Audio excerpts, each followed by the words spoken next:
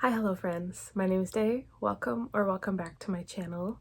My fantasy novel is currently with beta readers, which is super exciting, but also means that I currently have no large projects to work on. So I thought today was as great an opportunity as any to spend a day with Brandon Sanderson and catch up on his 2025 fantasy lecture series.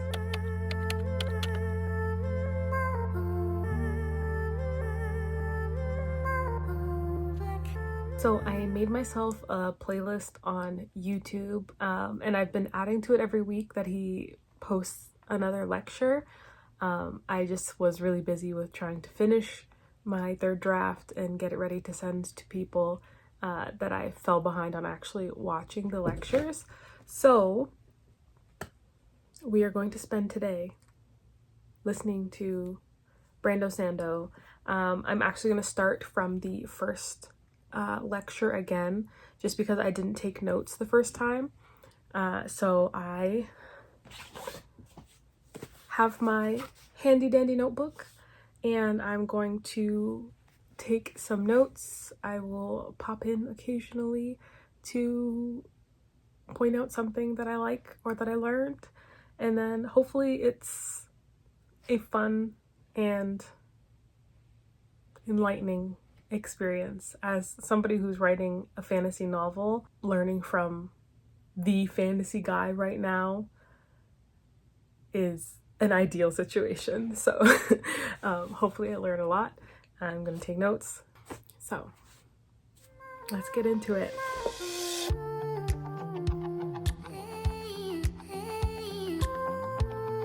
Brandon Sanderson here.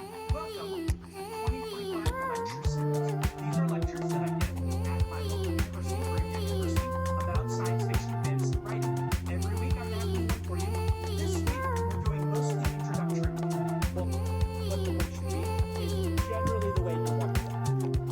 Once in a while that's bad advice. It might have been bad advice for John. Thinker and I published number 2. But most people... Y'all, I took a break from this first lecture because I needed to dig my car out. We got a 2-day snowstorm and I didn't move my car at all yesterday, which was a choice that I slightly regret today. Took me a little bit of time to dig my car out. A lot of it was frozen, so some muscle, imaginary muscle, had to be used. And yeah, great time. I did, however, reward myself with an iced coffee, and I listened to the lecture while I was driving, so I have about 10 minutes left, and then we will be on to lecture 2. I actually took a couple of notes in this lecture, which is funny because the first time I listened through, I only really pulled the cook versus chef analogy out of the lecture, but this time I've got a little bit more from this first lecture, so we will discuss that when I finish in 10 minutes. You try to fix their book. Your job isn't to fix their book. Editors fix books. Beta readers, writing groups, just are a test audience so that the author can tell what people are authentically feeling as they read the books. Okay, friends, I finished lecture 1. As usual, or as I said before, I enjoyed the first lecture. I enjoyed it watching it the second time. I think Brandon has a good way of getting information across that's also entertaining, so enjoyed the first lecture.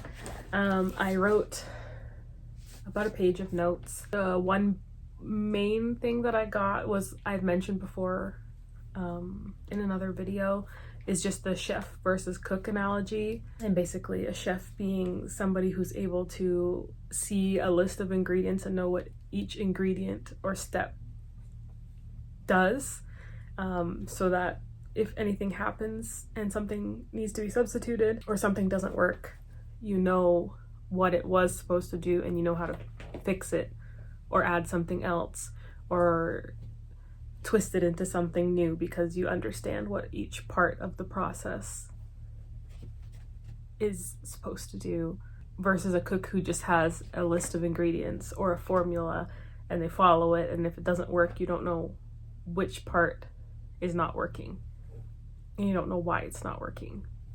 So I do like the chef versus cook analogy. What else did I write? Going pro is not impossible. Don't give up. He said something like it seemed like a 1 in 20 chance of going pro, and then he's like, technically it could be a little bit higher because a lot of people quit, which is sad to think about, but also encouraging when you don't have any intentions of quitting. I know most people don't usually have intentions of quitting, but currently for me, I have no intentions of quitting. So I wrote an aggressive writing schedule in early years to learn the writing process, or learn my writing process. And then later on, I wrote myself a question of, am I a new writer? And does that change the expectations for me? Basically, a lot of this lecture was for newbies, and I was thinking to myself, like, do I still count as a newbie? I've been writing since I was a kid. I wrote my first full novel in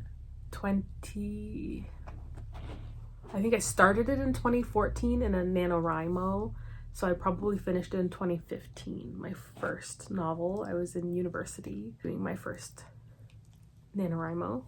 I've been practicing, but I've only been seriously writing with the intention of publishing for 2 years, maybe 3 years. I thought it was going to be my sci-fi romance, but I'm not really like in the romance space yet. And then I thought it was going to be my witch books, which I have written all 3 and do intend to continue working on them, but I just got this fantasy idea and jumped to it. But either way, I don't know what qualifies a new versus an older writer. I for sure am not an overly experienced writer, in both the amount that I've written and also not being published.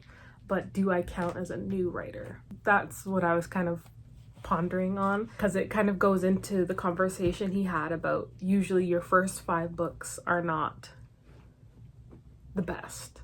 So he sold his 6th, and Dan Wells sold his 6th, and somebody in the class sold their 7th. Mistborn was his like 13th or 14th, something like that. So that's just me thinking, like, what qualifies me as a new writer? If I look, I wrote a list of the books that I've written, which I did also talk about in that other video, but I have written to completion 5 books plus my fantasy novel that's being beta read right now. So that would be book number 6. And then I also have 4 partially completed books. So do I count as new?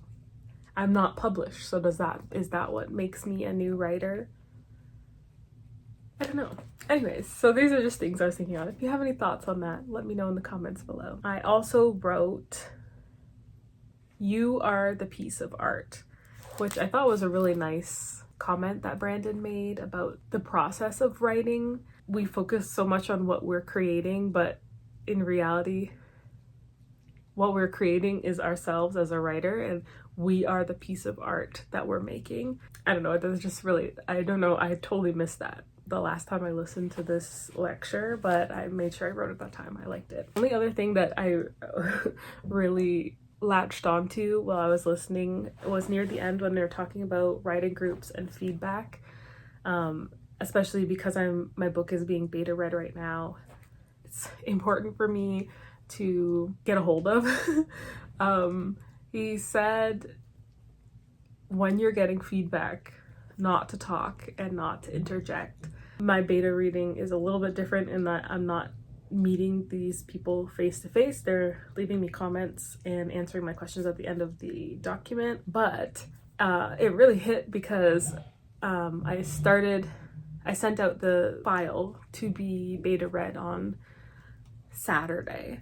It's currently Monday, and several of the people have actually started reading the book already.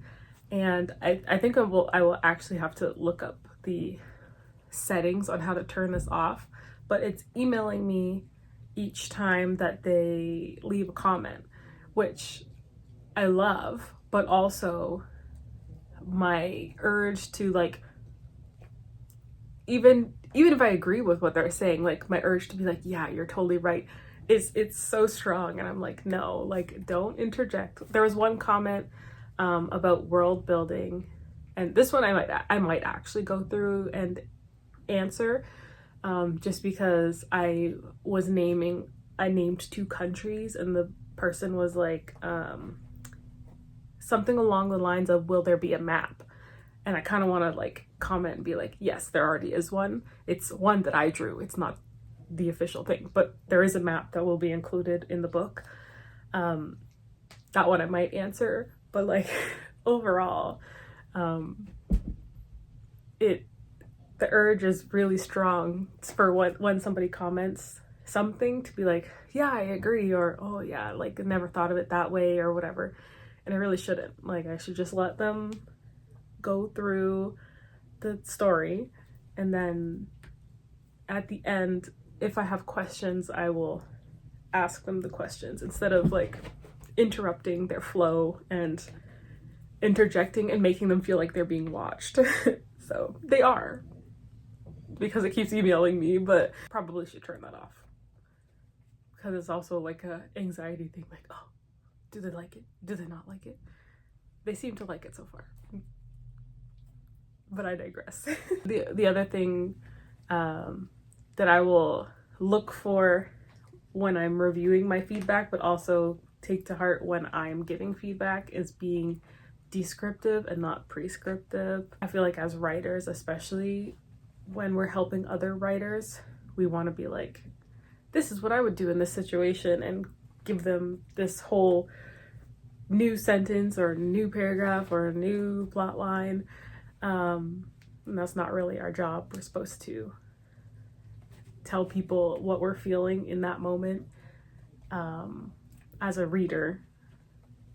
And then if they ask for more help, then you can give them what they need, or give them what they're asking for. So I will also look for that when I'm reading my own feedback, and taking what the people are feeling versus what they think I should be writing, because I feel like, as it is my book, I should know generally what should be happening, but my execution might not be the best. And that's where I do need the feedback on. I tried to do this, but it didn't hit because of this reason. That's kind of what I'm looking for. But anyways, let's move on to lecture 2. To Brandon Sanderson's 2025 Writing Science Fiction Fantasy Lectures. Today, we're going to cover plot, specifically the ideas of promise, progress, and payoff.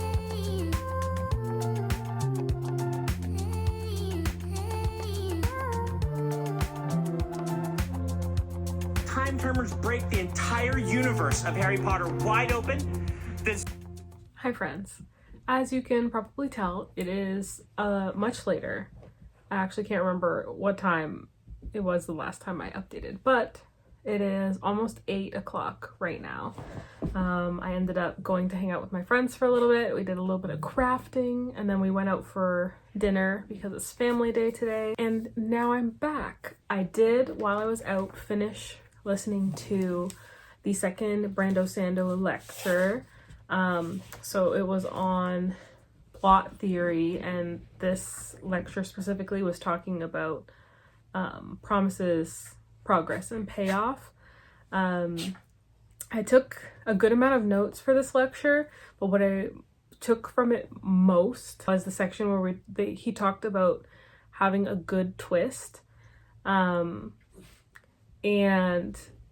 listening to the lecture made me feel a lot more confident about the twists that I have in this first book. The only thing is that because it's so long, I'm not sure if I put enough progress or I put enough identifiable progress throughout the story for people to get there. So that's something that I'm gonna keep an eye out for with my beta readers, because the dogs, Mavin, cease and desist. Anyways, because like I said, I think that the twist is good, or the twists are good, but because they happen so late, like there's so much build up to them, I want to make sure that the progress is enough. And then the promises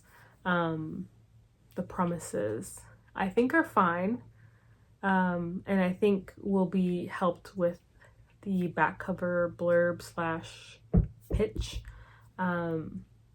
but either way, I like this lecture, and I feel a lot better about the plot twists that I have, the payoff to the promises that I make.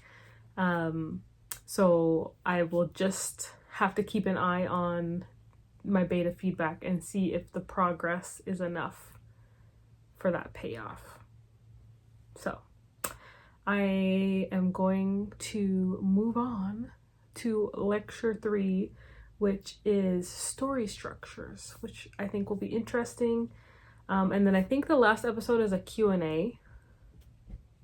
I'm not 100% sure though, but we will start with story structure. Survey class, meaning I'm going to go across a bunch of different methods people use for plotting their stories. I'm going to talk briefly about each one. These are tools for you to do further investigation on, and it is a really useful thing to know. I've read the book and I agree. Lots of interesting things in there, but the idea that every story, or almost every story, can be put in this same rubric, I think is going too far. He also loved Here at the Thousand Faces. Loves Here at the Thousand Faces. I shouldn't speak of Mr. Lucas in the past tense. It's just, it feels like he's gone more into his retirement at 13 to finish it off, right? And his 3-book outline ended with the last part of book 14 that he had written. Okay, it is 9:15, and I have finished the third lecture. Yes, the third lecture on story structures. I did take a couple notes, but I will be honest, like overall, that of the 3, that one was not my favorite. Not necessarily because it was not good, but it was because I think he had so much to get through, that like it was less tangential, and like he had less stories. He still had some, but I just feel like there was a lot for him to get through in the lecture, and then because there's so much to get through, you don't hit anything with a ton of detail, which he did say at the beginning of the lecture, so that's fine. I was actually interested in the structural method, I think is what he called it, the very last story structure that he talked about, which was basically like identifying things in other books, themes or arcs that are specific to, say, a romance, and identifying the things in them that work and how they work, and then like kind of transposing that into your story, and making that work for your story. And he referenced again the chef versus cook metaphor that he made early on, basically being able to understand what the little pieces are and what they actually do, and that because you understand that, you're able to use them in whatever way that you want. So I was interested in that one, but he ended up, because it was last and he ran out of time, he didn't talk about it that much. The next lecture is a Q&A, so I'm hoping he goes into it a little bit more. Maybe somebody will ask about it, ask for more information. That said, I know this is a day with Brandon Sanderson, but it is quite late. I'm going to start listening to the Q&A while I finish getting ready for bed, and then I will finish the Q&A in the morning while I'm getting ready for work. So the lectures are technically done. I watched all of the lectures. I took notes. I'm happy. I don't know if I'm going to take notes during the Q&A. I guess it'll depend on what kind of questions pop up. But for right now, I will listen to this Q&A. And he said that there's actually going to be a like web-only Q&A. So for the YouTube people that are watching and asking questions, he will do a separate video. So I have saved that to my playlist as well. So I will get to that. I think I should be able to finish most, if not all, of the Q&As before I get home from work tomorrow.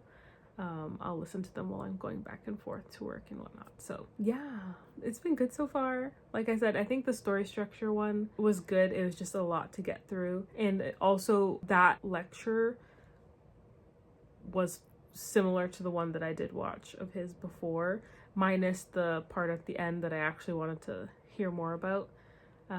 So I was like fairly familiar with all of the story structures that he went through. So yeah, it's fine. I did take a few notes, so, but nothing crazy and nothing really worth talking about. So yeah, I'm going to get ready for bed and start listening to this Q&A. We shall see what people are asking. What have you tried in the past, and what has worked for you in the past? Take what has worked. If you're a new author, meaning you haven't written your 6th book yet, is what I would put as a newer author, right? Competence is one of the things that draws us to people. And you'll see in my lectures coming up on character that there is a danger in this, in that we sometimes bond the villains because they are so competent, when the heroes are kind of, meandering their way through learning to be competent. A lot of thrillers are in that range where it's just like you can pull someone through kind of by their teeth, grab them, just yank them through this story to the end that they're like gasping. And a lot of romance novels doing that. The gasp is just a different way. And they're just... Hi friends, I am here to finish up this video. Am I boring you? Anyways, I did in fact finish all of the Q&A videos before I got home. I did take a couple clips of like points that stuck out to me or questions that stuck out to me. The main one was relating to like the length of books, and it got me a little bit worried, but I'm also getting feedback right now, so I will not worry about it till after I get feedback. But Brandon was basically going through the lengths of like the Lord of the Rings, and he mentioned one more. I don't think it was Dune. Maybe it was Dune.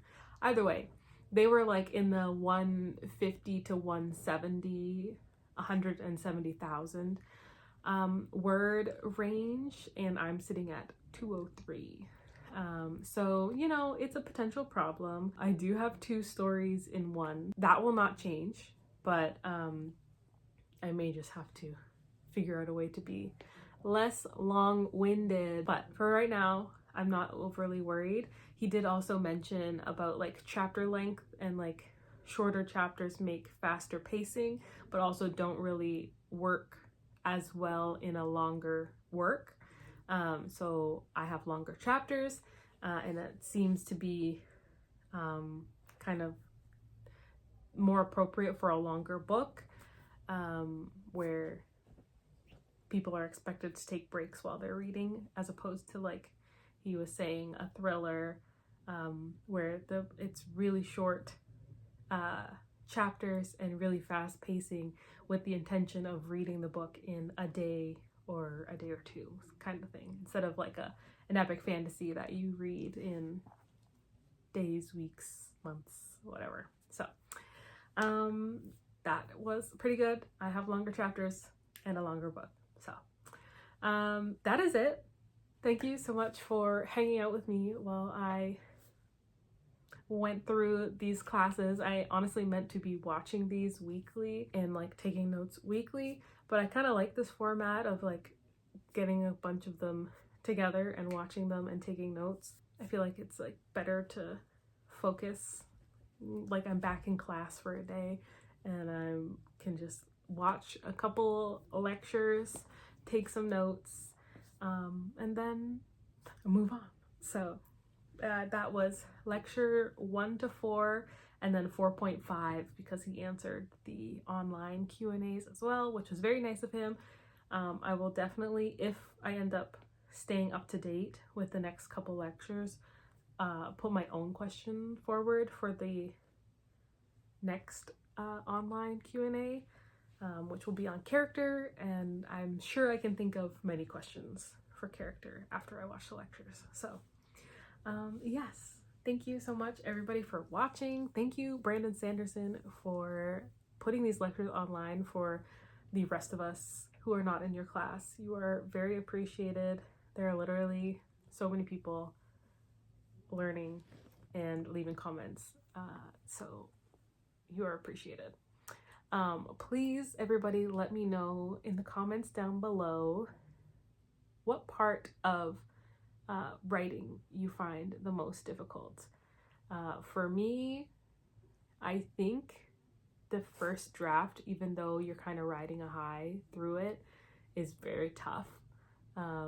There's a lot of me blocking myself, mental blocks in the first draft process, so I find it quite difficult. And then revision, even though it is also hard, it is a whole other beast. I feel like I get to see things come together the way I actually intended them to be the first time, so I do prefer revision. So yeah, please let me know which part of the writing process you find the most difficult, and we can gripe together in the comments. Thank you again so much, and I will see you somewhere on the internet. Bye.